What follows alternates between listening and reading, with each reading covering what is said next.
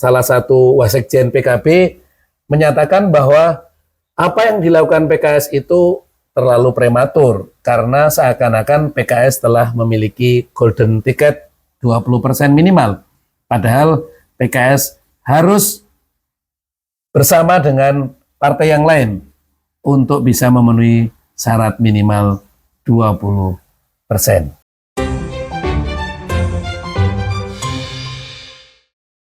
Assalamualaikum warahmatullahi wabarakatuh.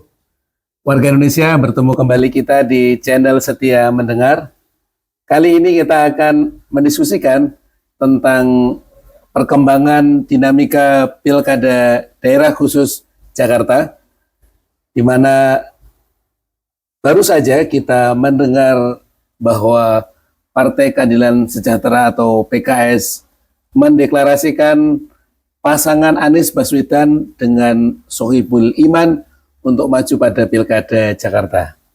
Mereka membuat slogan Jakarta Aman, Anies Baswedan Sohibul Iman. Nah, kita akan mencoba untuk mendiskusikan hal ini dengan membuat pertanyaan, apakah pasangan yang membawa slogan Jakarta Aman ini sudah benar-benar aman? Kita akan mencoba membahasnya dalam 3 perspektif. Oleh karena itu, mari ikuti video ini dari satu perspektif ke perspektif berikutnya sampai akhir. Semoga bermanfaat.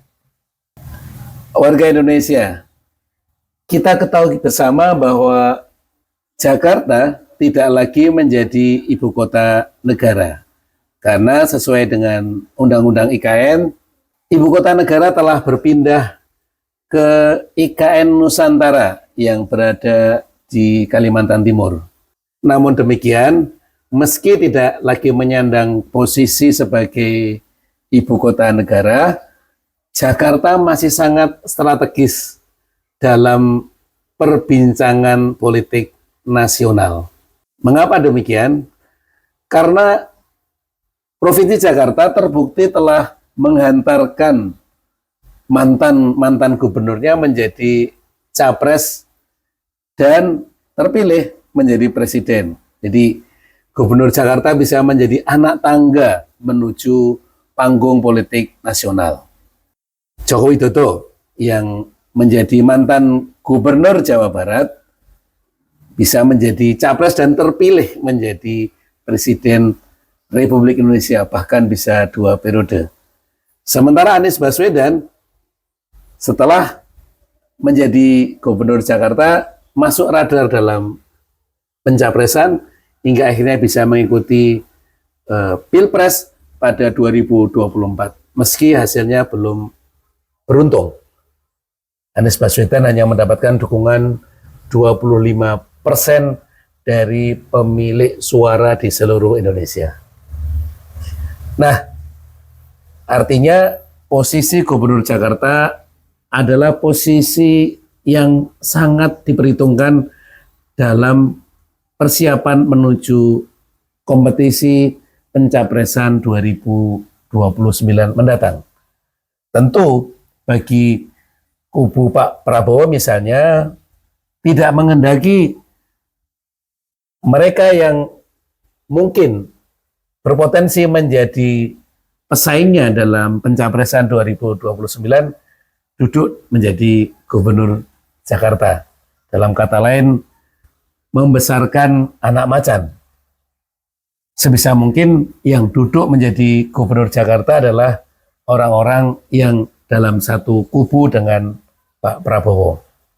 Di samping secara pemerintahan tentu berharap agar program-program pemerintah pusat dapat dilandingkan secara baik di tingkat provinsi, khususnya di Jakarta. Nah, dalam perspektif ini maka akan banyak kepentingan yang masuk pada Pilkada Jakarta.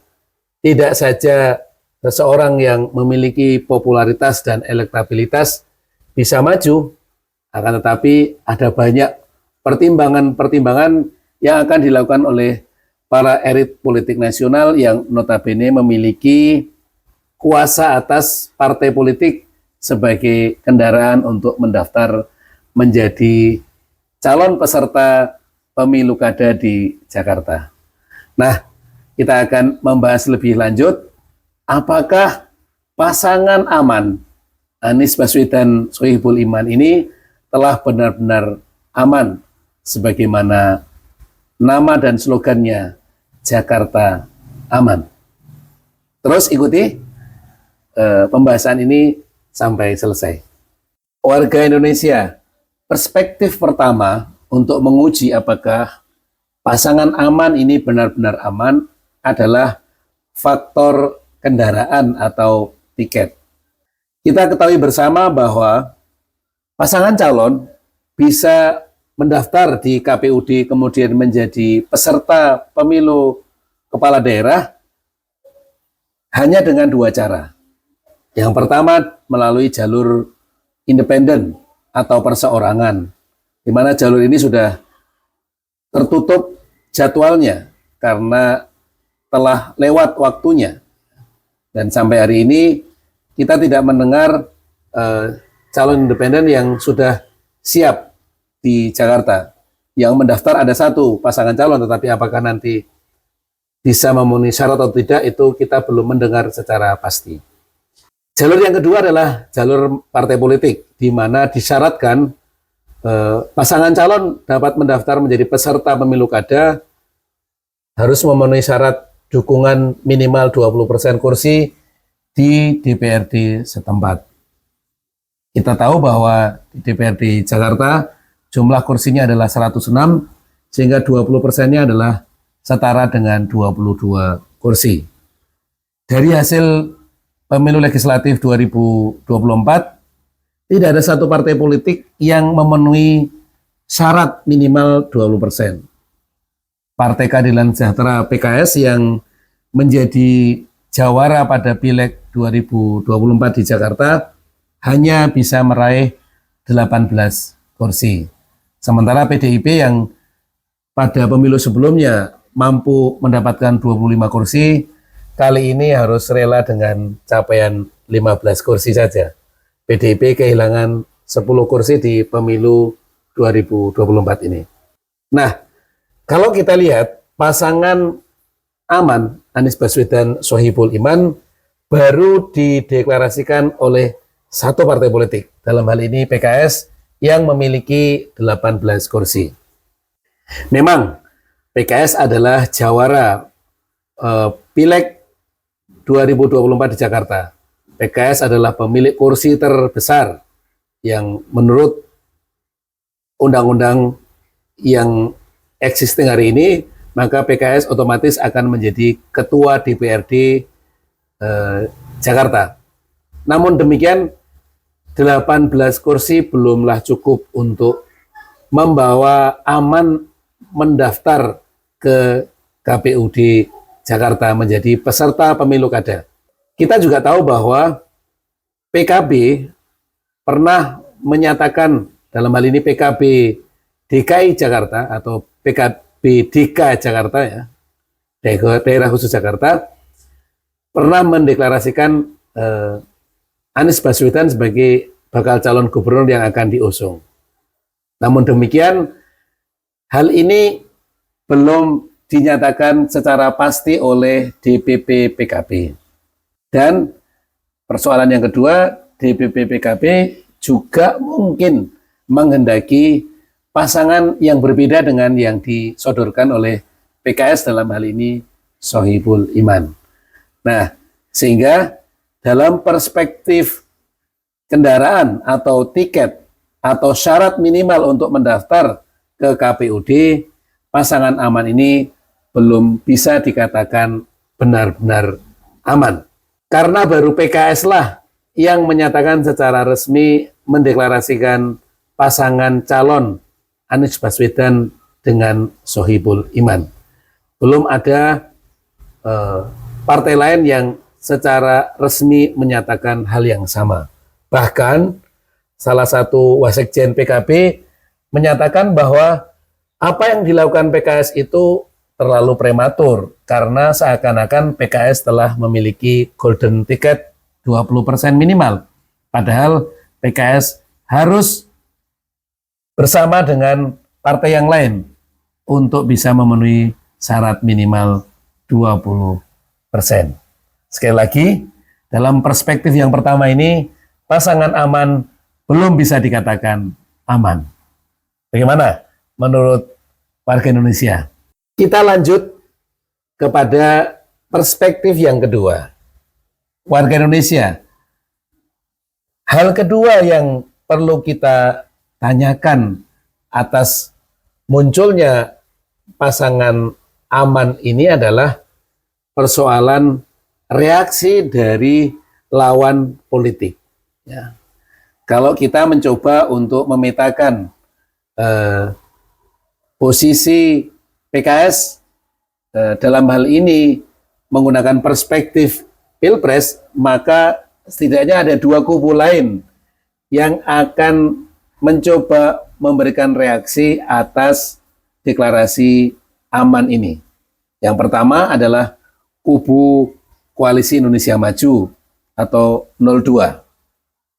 Yang tadi sudah saya singgung bahwa mereka pasti mengendaki calon yang menang di Pilkada Jakarta atau nanti yang duduk di Gubernur Jakarta periode mendatang adalah calon dari kubu Koalisi Indonesia Maju.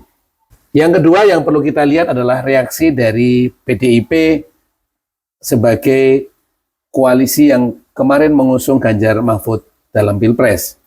PDIP sendiri mendapatkan capaian 15 kursi dan duduk sebagai runner-up di DPRD Jakarta. Nah, apa kira-kira reaksi PDIP atas deklarasi aman ini? Tentu PDIP bisa jadi akan mendukung dengan pertimbangan melawan Koalisi Indonesia Maju. Namun PDIP tentu tidak akan dengan serta-merta menerima pasangan ini. Mungkin PDIP akan menyodorkan nama lain sebagai pasangan dari Anies Baswedan. Artinya posisi tawar PDIP dengan 15 kursi cukup besar. Apalagi tadi di perspektif yang pertama, PKS sendiri belum tentu bisa mendapatkan dukungan dari partai lain. Atau bahkan PDIP memilih untuk berseberangan dengan Anies Baswedan yang notabene secara garis ideologi memang berseberangan selama ini. Nah, sehingga kalau kemudian PDIP dan bahkan PKB dan Nasdem bergeser ke Koalisi Indonesia Maju, maka bisa dipastikan bahwa pasangan aman ini tidak akan aman dan tidak akan pernah bisa memenuhi syarat minimal untuk menjadi peserta pemilu kada Jakarta. Perspektif yang kedua ini bisa menjelaskan apakah kira-kira pasangan aman ini benar-benar sudah aman atau tidak. Artinya reaksi dari PKB, reaksi dari PDIP, dan reaksi dari Koalisi Indonesia Maju akan seperti apa. Kita lanjutkan kepada perspektif yang ketiga, perspektif yang terakhir. Ini dengan asumsi bahwa pasangan aman bisa aman mendaftar, ya, memenuhi ketercukupan dukungan kursi untuk mendaftarkan. Syarat minimal 20% mereka cukupi, bisa mendaftar ke KPUD, bisa menjadi peserta pada pemilu kada Jakarta 2024. Tapi kita membuat asumsi yang lain bahwa Koalisi Indonesia Maju dipastikan akan solid ketika melihat Anies Baswedan maju, karena memang selama ini Anies Baswedan adalah tokoh yang paling memiliki popularitas dan elektabilitas tertinggi di Jakarta. Artinya Koalisi Indonesia Maju akan tergerak untuk solid dan kemudian mengusung pasangan yang dianggap kuat untuk melawan dan mengalahkan Anies Baswedan dan Sohibul Iman. Nah, kalau kita melihat kemudian apakah aman ini, pasangan aman ini benar-benar aman dalam perspektif suara. Nah, kita menggunakan referensi hasil Pilpres 2024 karena cukup dekat ya. Pilpres kemarin diikuti oleh 3 pasangan calon, di mana Anies Baswedan adalah salah satunya. Anies Baswedan berpasangan dengan Muhaimin Iskandar menjadi paslon nomor 1. Dalam Pilpres yang lalu tidak mampu menjadi jawara di Jakarta. Pasangan 02 dalam hal ini Prabowo Gibran masih leading, meskipun dengan selisih suara yang relatif tipis. Nah, persoalan berikutnya adalah pada pasangan 03 Ganjar Mahfud. Suara PDIP ini akan kemana? Kalau suara PDIP ini bergabung kepada Koalisi Indonesia Maju, maka bisa dipastikan dalam perspektif suara aman, tidak aman. Tetapi kalau PDIP ini bergeser kepada bandul Anies Baswedan dan Sohibul Iman atau aman, maka bisa jadi pasangan ini akan melenggang menjadi jawara pada pemilu kada Jakarta 2024. Nah, kalau kita mencoba membaca dalam respon publik, baik secara langsung saya mencoba untuk bertanya kepada masyarakat, ataupun kita melalui netnografi melihat apa yang disampaikan oleh para netizen, memang dukungan kepada Anies Baswedan ini sangat besar. Tetapi di sisi lain penolakannya juga sangat besar, tidak kalah besar. Jadi yang asal Anies besar, yang asal tidak Anies juga besar. Yang asal PKS juga besar, yang asal tidak PKS juga tidak kalah besar. Nah, ini memang tidak bisa secara pasti kita menyatakan apakah pasangan aman ini dalam perspektif suara akan aman atau tidak. Tetapi dengan menjadikan Pilpres kemarin sebagai salah satu cara kita untuk membaca atau membuat proyeksi, kira-kira seandainya PDIP bergeser ke Koalisi Indonesia Maju, atau mungkin PDIP maju sendiri dengan partai tertentu, misalnya Partai Nasdem, maka boleh jadi pasangan aman ini tidak aman secara suara. Nah, warga Indonesia, setelah Undang-Undang IKN diberlakukan, Jakarta turun status dari ibu kota negara menjadi daerah khusus, maka syarat untuk memenangkan Pilkada Jakarta tidak lagi mayoritas mutlak, namun cukup mayoritas sederhana. Dalam hal ini sebagaimana provinsi dan kota kabupaten yang lain, siapa yang mendapatkan dukungan terbesar, itulah yang akan menjadi calon terpilih, pasangan calon terpilih dalam Pilkada Jakarta 2024. Dipastikan tidak akan ada putaran yang kedua dalam Pilkada Jakarta. Oleh karena itu, setiap pasangan calon tentu harus berhitung apakah akan mereguk suara mayoritas atau tidak. 3 perspektif tadi coba kami sampaikan kepada warga Indonesia sebagai bahan diskusi. Kira-kira pasangan Anies Baswedan Sohibul Iman ini akan benar-benar aman atau tidak. Tentu kita akan melihat dinamika perkembangannya. Hari ini masih hari 2 bulan menjelang pendaftaran, semua bisa mungkin terjadi.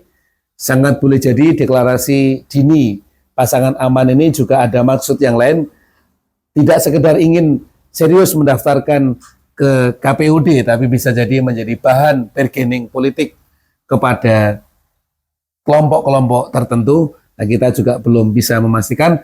Tetapi kalau kita baca dengan pendekatan 3 perspektif tadi, maka pasangan aman ini secara umum belum bisa dikatakan aman. Tetapi di sisi yang lain kita memberikan apresiasi setinggi-tingginya kepada dalam hal ini PKS yang telah berani menyodorkan kader internal dalam percaturan Pilkada Jakarta. Karena memang sudah seharusnya demikian, tugas partai politik adalah menyiapkan kader-kader untuk mengisi pos-pos kepemimpinan publik. Bukan dengan membajak tokoh, artis, atau orang di luar partai lain, hanya sekedar untuk mendapatkan kemenangan. Nah, semoga tradisi yang dilakukan oleh PKS ini bisa dilakukan juga oleh partai-partai yang lain. Sekali lagi kita berikan apresiasi, meskipun kita pastikan bahwa pasangan aman ini belum tentu aman dengan pendekatan 3 perspektif tadi. Terima kasih telah menyimak diskusi kita kali ini. Semoga bermanfaat. Assalamualaikum warahmatullahi wabarakatuh.